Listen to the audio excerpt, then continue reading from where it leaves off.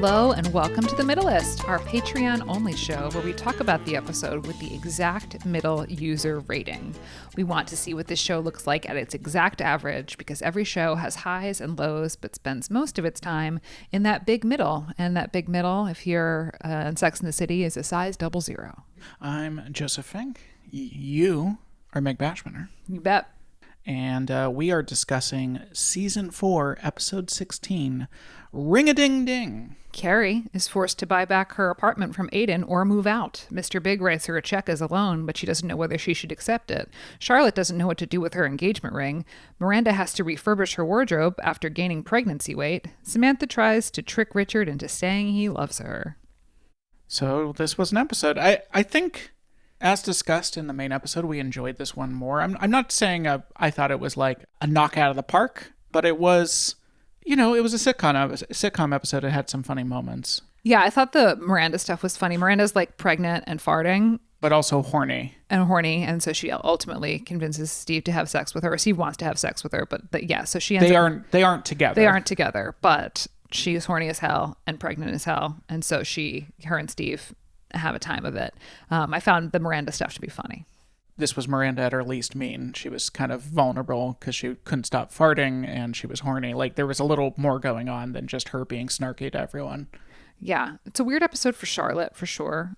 Carrie as anti-hero, I feel like, is really established in this episode. Like, her and Aiden broke up and she gave Aiden the ring back, but now she has to try to buy her apartment, but she has no money because she spent all her money on shoes.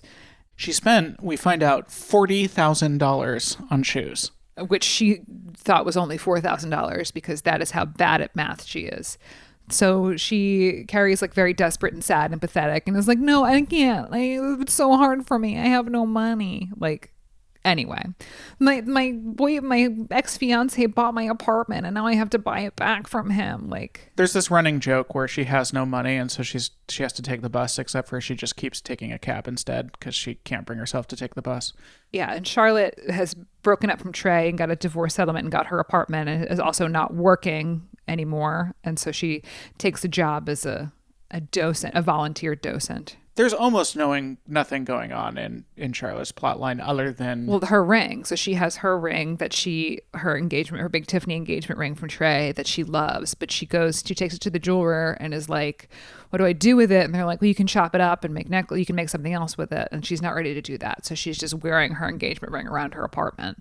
And then, yeah, and there's a part where Miranda offers to loan Carrie some of the money and Samantha's like, I can loan you some of the rest. And then Charlotte just sort of freezes up and wants nothing to do with it. And even though she's the richest one there. She's the richest one there. And so, yeah, Carrie goes to her apartment and confronts her about it.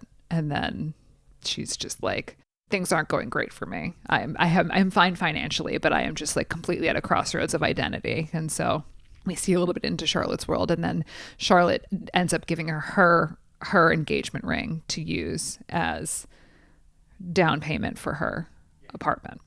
At heart, it's a real estate story, which makes a lot of sense for New York. A lot of New York dating stories, if you've moved in together, become real estate stories of if you want to break up, can you afford to? Where are you going to live? That. Those are not easy questions in New York City. Yeah, and Mr. Big writes her a check, and she refuses to take it because she won't take a man's money, but she's happy to take Trey McDougal's money, I guess. Yeah. Carrie's philosophical stance is unclear because she refuses to take money from both Miranda and Samantha, but then takes it essentially from Charlotte. Yeah. So there's a little bit of unclarity about what she considers beneath her. Yeah. I also personally find, listen, I don't want to tell people how to live their lives, but I find the I refuse to let people help me stance. I never find that sympathetic. I've always found myself saying, take the money. Yeah, just let people help you. Yeah.